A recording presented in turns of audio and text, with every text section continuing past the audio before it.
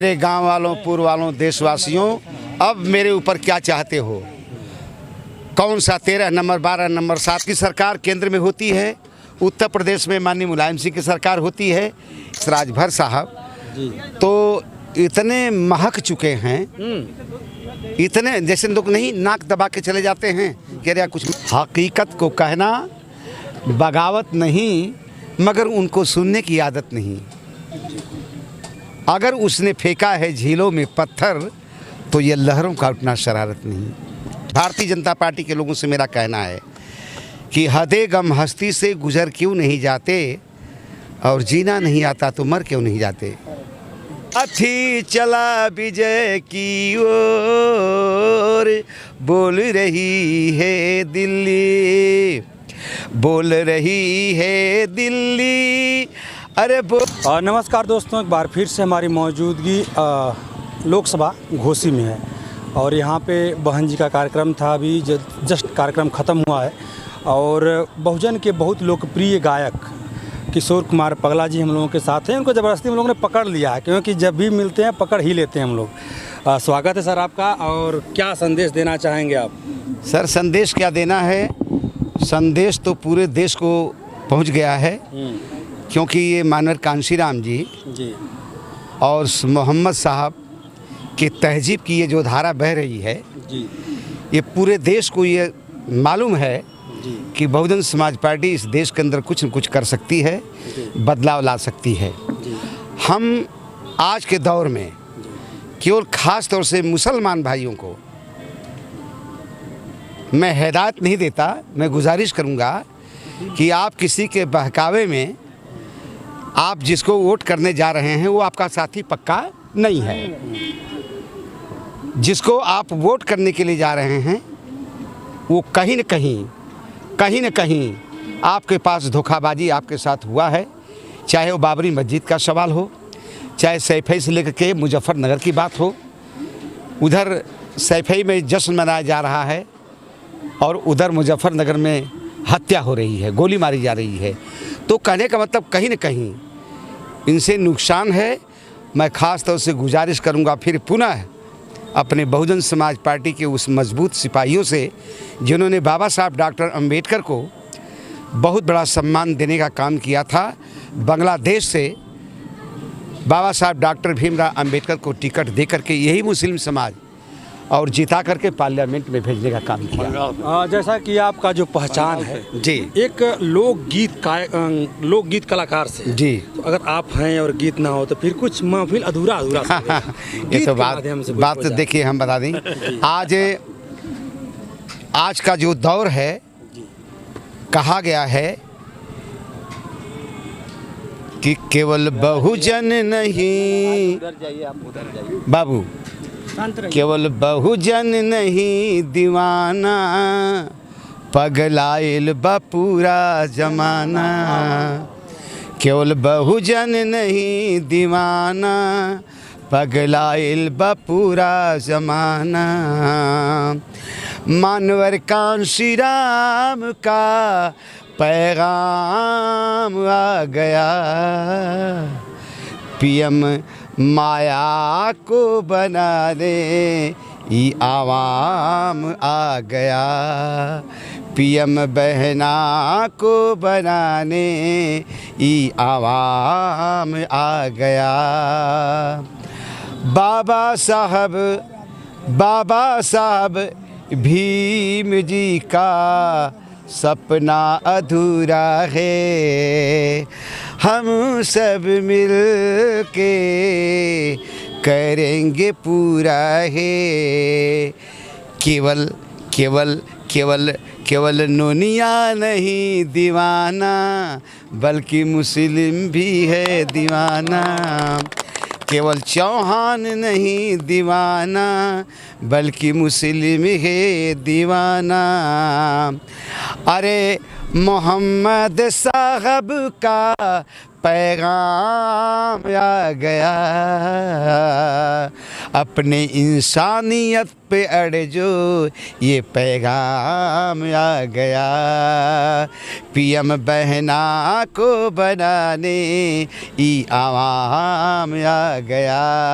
लेकिन जो 2012 के पीछे जी जो दौर था बहन कुमारी मायावती जी का, उस पे एक लाइन कहना है कि लोगों को माया जी की याद आ रही है, लोगों को माया जी की याद आ रही है। साधु संत मुल्ला हरे जुबा कह रही है, केवल पगला नहीं दीवाना बल्कि अगड़ा भी है दीवाना, केवल पगला नहीं दीवाना बल्कि अगड़ा है दीवाना। मानवर कांसी राम का, डॉक्टर अंबेडकर का पैगाम आ गया। वाह वाह वाह। ये पगला को सुनने को आवाम आ गया। अब बहुजन समाज में बड़ी आपकी लोकप्रियता है, इसके पीछे का रीजन क्या है? देखिए रीजन, मिशन गायक तो बहुत है, मगर जो बात आप में है और लोगों में क्यों नहीं? देखिए साहब, ऐसा है ना, कहा गया कि हकीकत को जी कहना बगावत नहीं, हकीकत को कहना बगावत नहीं, मगर उनको सुनने की आदत नहीं। अगर उसने फेंका है झीलों में पत्थर तो ये लहरों का उठना शरारत नहीं। क्या आज जिस तरह का दौर चल रहा है, रीजन यही है कि हम असली बात करते हैं। हम मुसलमान भाई को भी कहते हैं कि ऐ मुसलमान भाई, अपनी रहनुमाई करने के लिए अपने समाज के ही रहनुमा को रहबर मानो। आप पहलवान के पीछे जाओगे तुम्हें सम्मान कभी नहीं मिल सकता। और ये जीता जागता प्रमाण है। मैंने बोला है मंच पर कि कांग्रेस की सरकार केंद्र में होती है, उत्तर प्रदेश में माननीय मुलायम सिंह की सरकार होती है, इसके बावजूद भी बाबरी मस्जिद को शहीद करा दिया जाता है और पहरा फावड़ा मारने वाला उस बाबरी मस्जिद पर साक्षी महाराज को समाजवादी पार्टी के लोगों ने बुला करके तोहफा में उसे राज्यसभा बना दिया। एक तरफ 400 पार का नारा गूंज रहा है जी, और कुछ चुनाव को देखा जाए तो कहीं न कहीं बहुजन समाज पार्टी के जन आधार पे भी सवाल उठाया जा रहा है। तो इसके पीछे की क्या कमियां रह गई कि जन आधार पे सवाल उठाया जा रहा है? देखिए हम बता दें आपसे, सच तो ये है, अभी आपने जैसे मुझसे कहा है जी, भारतीय जनता पार्टी के पास बस एक ही उपाय है। वो उपाय क्या है कि हम वोट डालते हैं सही, जी, वो हैंग करके और चुनाव को जीत जाते हैं। ईमानदार वो हैया नहीं हैं, कहना नहीं चाहिए, बेशर्मी की हद होती है। मेरा कहना कि हदे गम हस्ती से, भारतीय जनता पार्टी के लोगों से मेरा कहना है कि हदे गम हस्ती से गुजर क्यों नहीं जाते, और जीना नहीं आता तो मर क्यों नहीं जाते।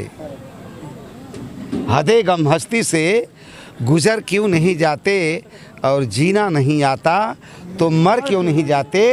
उस पार तुझे जाना है तो तूफान भी मिलेगा, और डरते हो तो कश्ती से उतर क्यों नहीं जाते। वाह वाह। क्या लगता है कि जो उनका 400 पार का फैक्टर है, ओम प्रकाश राजभर का इधर उनके तरफ जाना जी, और राशन बड़ा बहुत बड़ी मतलब उनके लिए एक रामबाण की तरह काम कर रहा है जी। तो क्या लगता है कि वो अपने मकसद में कामयाब हो पाएंगे या फिर सत्ता परिवर्तन होगा? सत्ता परिवर्तन हो के रहेगा, इसे कोई रोक नहीं पाएगा। और जो 400 से ऊपर का वो सपना देख रहे हैं, वो सब सपना अधूरा उनका रह जाएगा।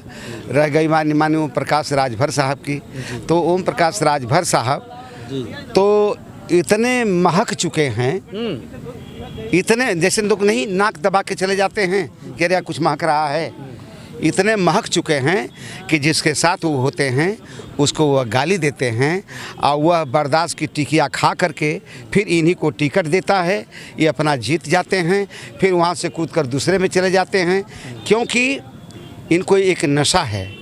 जैसे रामविलास पासवान जी जिंदा थे बिहार वाले, उनको एक नशा थी कि भाई मुझे मंत्री बनना है, चाहे पीछे से लगा लो चाहे आगे से लगा लो, ठीक ना। तो इस तरह का बीमारी है आज हमारा समाज, हमारा धोबी समाज, पासी समाज, खटिक समाज, जो खास तौर से जिसे जैसे चमार समाज हमारा है, आज एक बंद होकर के और बहुजन समाज पार्टी को वोट करने जा रहा है। जो 400 के ऊपर जो उनका सपना है सब बेकार है। ये सपनों में कामयाब नहीं मिलेगी, कामयाबी उनको उसमें सफलता नहीं मिलेगी, ये सब जुमला है। आज जो घोसी में हुंकार भर रहे हैं कि इस बार घोसी हम 4 तारीख को देखिएगा कितना भारी मतों से फतह करके जाएंगे, लोगों का दूर दूर तक पता नहीं चलेगा, काउंटिंग करवाने तक नहीं आएंगे लोग। तो क्या लगता है कि जो कह रहे हैं कहीं ना कहीं उनकी बातों में सच्चाई हो सकती है? नहीं हो सकती है, नहीं हो सकती है। और मुझे तो लगता है कि 4 तारीख के बाद वो एक घूम घूम के ये न कहना शुरू कर दें कि यार मैं जमानत भी नहीं बचा सका, मेरी जमानत भी नहीं बच सकी। अय मेरे गांव वालों, पूर्व वालों, देशवासियों, अब मेरे ऊपर क्या चाहते हो? कौन सा 13 number, 12 number, 7 number, 8 number, 9 number क्या देना चाहते हो? बताओ, मैं कैसे ज़िंदा रहूँगा? बस यही दवाई रह गई है और कोई दवाई नहीं। जाते जाते कोई एक अंतिम गीत हो जाए, फिर उसके बाद अंतिम गीत देखिए, अंतिम गीत यही है कि हाथी चला विजय की ओर, बोल रही है दिल्ली। हाथी चला विजय की ओर, बोल रही है दिल्ली, बोल रही है दिल्ली, अरे बोल रही है दिल्ली। हाथी हाथी चला विजय की ओर, बोल रही है दिल्ली।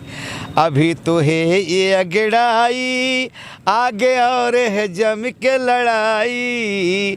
मोदी हट जा कुर्सी छोड़, बोल रही है दिल्ली। हाथी चला विजय की ओर, बोल रही है दिल्ली।